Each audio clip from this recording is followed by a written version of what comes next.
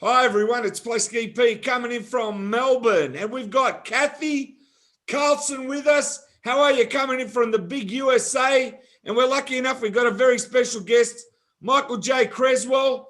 The guy's amazing. He's a great guitar. He's a great pianist. He's a great songwriter. He does everything. How are you today, Michael? What can I say? Let's stop the interview now. And let me Yeah, tell I'm you, great. you How were are a you? DJ in Ibiza in Cavos. Was that right? That's right. Yeah, for about 8, 9 years. So And that how's was your pretty cool. eyesight from all those beautiful girls? Yeah, what can you say? I kept them closed. Cathy, tell me now. Ask Michael whatever questions you want. Okay, now Michael, it says you started off as a DJ, and you had a reputation as spending many years as a producer. Can you just kind of tell us about your roots and how you started in the music Yes, business? well, yeah. I mean, I left the UK and went over to Greece to Corfu, Kavos. Started off with a degree in music and decided to travel the world. And I ended up there and started working in a few bars and tried my hand at DJing, and 8 years later, I was working on the world scene of DJing and mixing for some of the big bands out there, like Entrance and Baby and people like that. Some of the I big just got to names. say something, Michael. My parents were Greek. Do you speak a bit of Greek? Pus pamakala? Digan is gala, That's poligala. it, opa. Olendaxi. Yay, Okay, that's Cathy, impressive. continue. Oh, okay. And now you're one of the UK's most successful recording country artists. Can you talk about that? It's been like since 2010. That's a Yes, long time. Yes, I was invited over to. I was doing some work down in London, doing some producing work, and I started working on my own catalogue and sent some music off to Nashville. And the usual story is you don't expect nothing back. As it happens, I did. And I got a record deal with a label called Wild Oats Records, which was a small label, and went there recording an album, working with the likes of John Hendrick, Ronnie Mislap, some of the big names, Walter Regan, and I was produced by Dwayne Scott, who was producing Stevie Nicks, ELO, some of the big names at the time. So yes, that's where it started. And then the look came back to the UK and to France, and ever since then it's been pretty good. Michael, can I ask, have you got a guitar handy? Have you got any? I haven't got a guitar handy because in the UK at the moment we're in lockdown, so we are being pushed to a different house. All my studios and my house in France, so I don't have a piano or a guitar handy at the moment because I can't leave the house. I can use that one. Fantastic. Now, what do you hope to do? It's good that you DJ. You're going back to Greece at any point? If I go back to Greece, it'll just be for a holiday to see some friends, but not work-wise. I think them days have gone now. So yeah, I'll be going back hopefully this year for a week or so, just to say hello to some good friends and friendly faces, and look at some nice bodies on the beach once again, as you say. I got to say, as I said, being Greek background, I've been to Greece 4 times. Going to Greece, to me, is like the greatest. I know a lot of English people from the UK, they go to Spain, they go to different places, Mallorca, wherever they go. But let me tell you, Greece is fantastic, isn't it? You could live there. You could have a studio and live there, couldn't you, Michael? Yeah, I was there nearly 8 years, but I've got a lovely house in France, Le Mans, France. I've got a studio there, so my choice was Greece is fantastic. But the problem is you can't do much work in Greece because it's so beautiful. There's beaches on your doorstep. I wouldn't be working, so I've got to go to somewhere where it's a little more concrete, so it gives us a chance to work. But I just got to ask you about the food. Isn't the Mediterranean diet the best there? Come on. Yes, no doubt. If you've got Italian, I'm not too keen on the French food, to be fair. I'm not the escargots and stuff, but Italian food, the pasta, Greek moussaka, the saganaki, taramala, and them things to me is absolutely perfect. Cagliarexi. Now, Cathy, let's ask a few music questions, right? You got an album coming out, is that right? That's right. Everything's being promoted for this year. It was supposed to be going to drop last year, but because of the pandemic, we're going to aim for this year. Getting backers, getting people involved in the music who's behind the music. So hopefully towards the middle of the year or to the back end of the year, we're going to get the album out. Yes. Are you going to put out Looking for an Angel as the single? Is that what you're going to do? there's a choice here. It's either going to be Looking for an Angel or it's going to be Music in the Streets. So there's a lot of big names on Music in the Streets, but Looking for an Angel is my choice. It's a tear breaker song. So it's either going to be a happy song or it's going to be a tear breaker. So I might have to talk to Cathy about that because she's got some good advice for us, I do believe.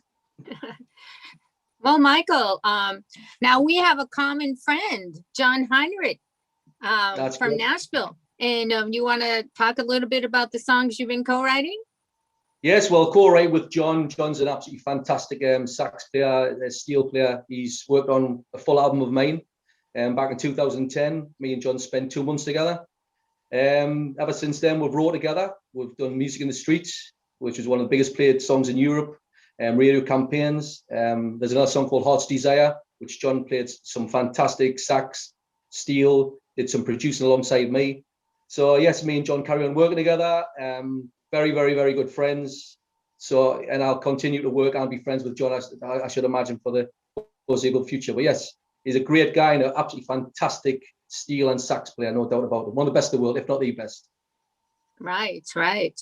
So, yes, so let's talk about the Le Mans race and the song that you had. I was totally blown away because, see, I used to be involved with NASCAR. I even went to Indy 500, and then I saw that on your bio and I was like, how did he get that? So you had to explain about that. Well, we bought a house in Le Mans, France. It was about 2006. And we left Greece. I was looking for a studio to start working on my projects. So I bought a house in Le Mans and I got talking to some very, very influential people around the Le Mans circuit.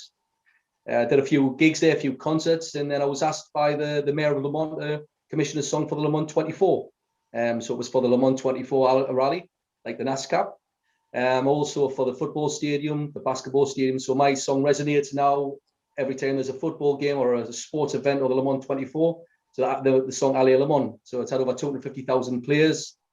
It's done very well. I still have not released that song either, so that will be on the album as well. So that'll be a good push for France, I would say. Yeah, but brilliant city, and very privileged to have done that. Yes.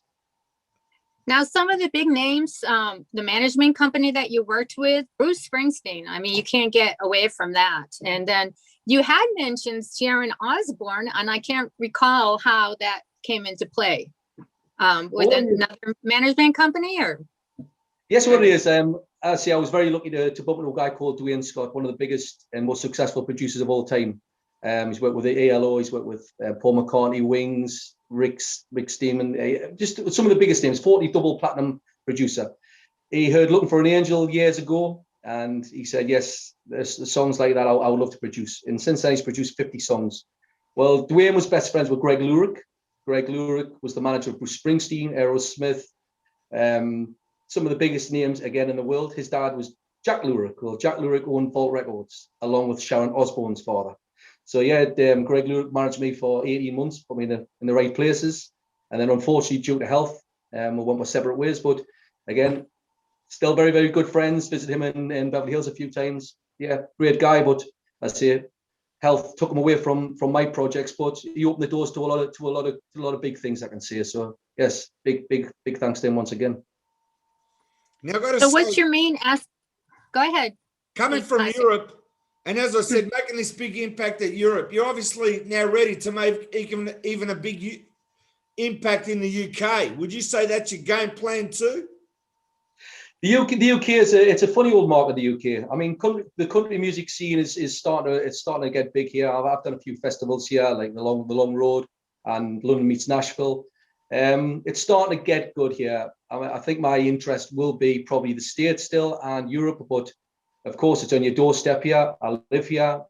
I plan on moving back to Europe after this pandemic's finished. But yes, why not? Why not? If people want to listen and support the music, why not? We'll do it. Yes. But I mean, my music isn't predominantly country. It's more country with a mix of a lot of different influences. So yeah, I mean, why not? Let's conquer the British market as well. let's go for it all. Now, I know you wanted to mention, Michael, that you're working with Glenn Campbell family. Can you mention a little bit about that? Yeah, I can. I mean, I did the Nashville London tour concert with Ashley Campbell, his daughter. We're on the same setup there. The song, that actual festival's, you probably know this guy, Cathy, a guy called Bill and Leonard. He's a Radio 2 presenter, DJ. Well, the song Music in the Streets, me and Bill are very good friends, and the song Music in the Streets was inspired by his blog. It was a blog, his pictures of music in the streets, and that's how that was inspired, that song. So I was involved with that, and I also write a lot of songs for Glenn's first cousin, Anita Campbell. So yes, I've got a lot of to do with that sort of family, and yeah, and they're very, very nice people, very down to earth. Some people aren't, but that family is. I'll guarantee you that. So they are carrying on the country tradition? Yes, I mean, I'm sure Ashley's signed to Bluebird Records with Taylor Swift's label. Carl Campbell, the son, he's just released an EP, so he's doing well. Anita Campbell's never stopped. They're doing a documentary and a play about Glenn Campbell and the life of Glenn Campbell. Their father was very famous, Bill Campbell, who taught Glenn the guitar. So yeah, they're all intermingled and they're all still doing a thing, and you know, it's nice, and they're coming out with some very, very nice stuff. And I'm very privileged to be involved with writing for that family as well. So yeah, another door. All right. Now, as far as recording in Nashville, can you talk about that? How do you go in between? And you had mentioned, which I thought was so cool, because my brother, you know, Craig Carlson, he has the Breakfast in America diners there, and he got to meet Supertramp, and that's what he was. BIA was called Breakfast in America after Supertramp's song. Can you tell us a little bit about how you worked with the Supertramp producer as well, or? Yes, well, I mean, that's Dwayne. So again, it's it is Dwayne. Yes, Dwayne. Yeah, Dwayne did a lot of work with that band. So it's amazing when you start talking to these people. They'll talk as if they're normal, and they'll just drop in hours with Bob. In 1983, you'll say Bob. You'll say, "Oh, Bob Dylan," and you'll go, "Oh, just Bob Dylan." And that's how these people speak. It's part of their life. So as they know, I'll know the neighbor next door. He'll know Bob Dylan. So it's pretty difficult to not lose your head when you're around that sort of people. But yeah, I mean, I was lucky. There's a guy called Walter Regan. Walter had a Magnum and Steel, great song back in the late 70s. He produced 2 albums for Fleetwood Mac, and I was lucky to have Walter play bass on my tour over in Nashville. So again, it was just Dwayne had produced Walter. Walter was working with the studio I was working with in Nashville, and we got linked up. And again, now me and him are very good friends. But yes, it's a small world when you get pushed together in Nashville. Michael, I want to ask you, do you want to produce some artists yourself? Is that what you want to do? You've produced somebody in the past, have you? Yeah, I mean, I've worked alongside Dwayne. So what I'll do, I'll produce, I'll engineer, and then the final things that get sent over Nashville, and he'll finish it off. But yes, I mean, I think further down the line, I would like to get involved a lot with that. I worked a lot with Simon Cowell's label, Psycho. I was doing a lot of writing with the Pop Idol finalists. So Leona Lewis, Chris Hyde, people like that came to my house in France. I did some work writing, did some producing with them. So yes, further down the line, why not? It's something fantastic. To take something from nothing to make it into a proper product. Yeah, it's nothing better. So it's like DJing. So yes, why not? Are you thinking about writing an album? Now, Michael, who were your music influences? Your idols? Did you have any particular? You know what? When I was a young boy, my mum and dad used to always play the Carpenters, and some of the best songs came from the likes of the Carpenters, even so far back as Buddy Holly. This is as a child, I remember them playing the tapes, and the melodies, the lyrics. Some lyrics you might listen to 20 years later, and all of a sudden you'll see a second meaning of the lyrics. So modern day, totally different. I've got so many modern day classics like Bob Dylan, just because of his lyrics. Some greats, but my biggest influence was the likes of Chicago, Carpenters, and as a real artist, Buddy Holly. Wow, you can't beat that. No, you know that song, Mailman, Bring Me No Blues? Yes. My man, give me some blues.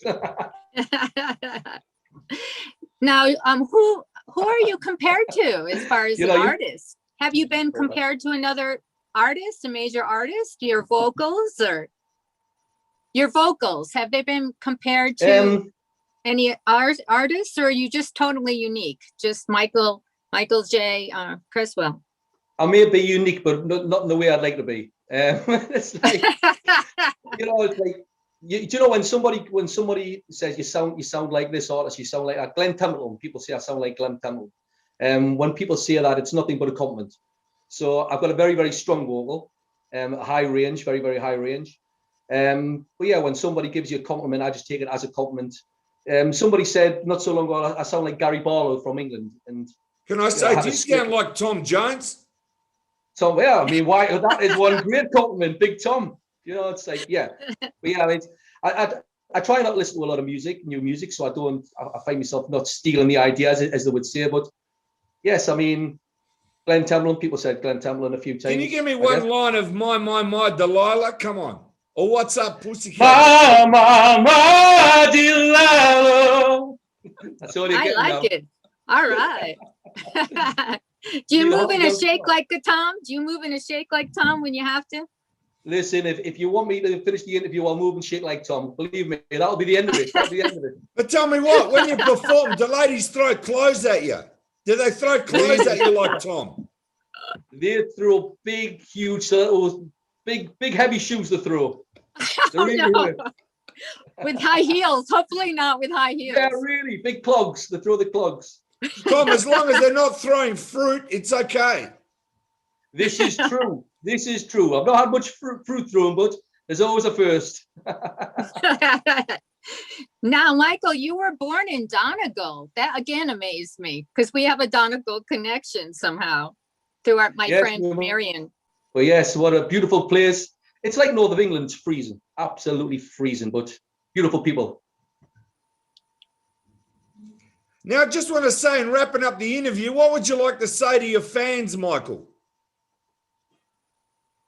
To me, it's about music, and it's about everything to do with life. This last year has brought a lot of people to realize that everything can end very, very quickly. So appreciate what you've got. I write music for that reason, and if people want to listen to it, that's why I write music. So it's about the starting of a little seed that grows, and with your fan base, that's what it's all about. So it's about the fans, what they want to hear.